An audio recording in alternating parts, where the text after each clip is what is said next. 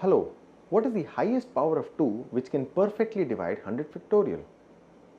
It is a big number, 1 into 2 into 3 into 4 up to 100. How do we find out? So let's see, 2 is of a number, 4 is a number, 6, 8 and so on, all these are divisible by 2. So this way 2 up to 100 will give me 50 powers of 2. Let's go to 4.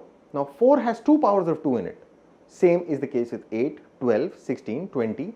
So every such number will give me one more. So this will give me 100 divided by 4, 25 more such powers. Let's look at 8. 8 is nothing but 2 cubes. So there is additional 2 that is coming in. So every multiple of 8 will also give me one more power. So that means 12 more. And then 16 will give me one more, which is 6 more. 32 will give me 3 more. 64 will give me one more. So adding it up, we get the maximum power of 2 which can perfectly divide 100 factorial. Let's look at 3. So 100 factorial, highest power of 3. 3, 6, 9, 12. This is where 100 divided by 3 will give me 33 numbers, 33 powers. Let's look at 9. Now 9 is 3 square, so that will where it will give me one more power. So 100 divided by 9 will give me 11 more. Let's look at 27, will give me 3 more powers of 3, and 81 will give me one more power.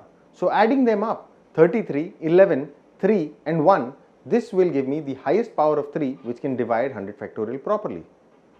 Let's take a number which is not a prime number. What if the highest power of 4 which can divide 100 factorial?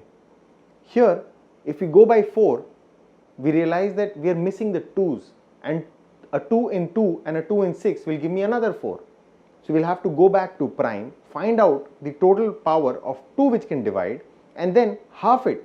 That will give me the power of 4 which can divide it. Suppose the case is 10. So 10 can be broken down into 2 and 5. So here we'll have to find out 2 as well as 5. But logically, we can see that 5 will be lesser. So whatever is the constraint will give me the highest power. The highest power of 5 which can divide 100 factorial will give me the power of 10 which can divide 100 factorial. Let's look at another question. How many zeros are there at the end of 50 factorial? Number of zeros. It depends on what? 5's and 2's. So it is nothing but the highest power of 10. Let's go back. 50 factorial. What will be the constraint? 5 will be the constraint. So 5, 10, 15, 20. So 5 will be 10 multiples. So 10 powers of 5 are kept aside. 25 is the next power. So 25 and 50 will give me 2 more powers. So in all, there will be 5 of 10 and 25 of 2. So it will be 12 powers of 5, which means there will be 12 zeros at the end of 50 factorial. Let's take another example. So how many zeros are there in 100 to the power 100?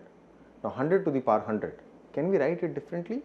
Can we write it as 10 to the power 2 to the power 100, which is nothing but 10 to the power 200? So how many zeros? 200 zeros. Let's take another example. 100 factorial plus 160 factorial. What will be the number of zeros in it?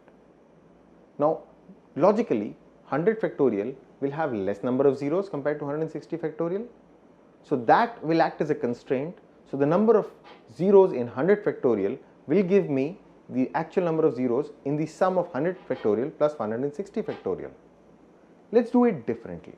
Let's say how many zeros are there in 100 factorial into 160 factorial.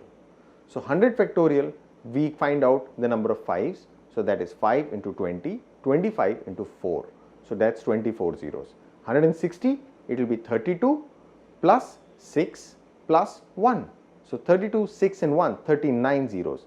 39 zeros here, and then there were 24 zeros.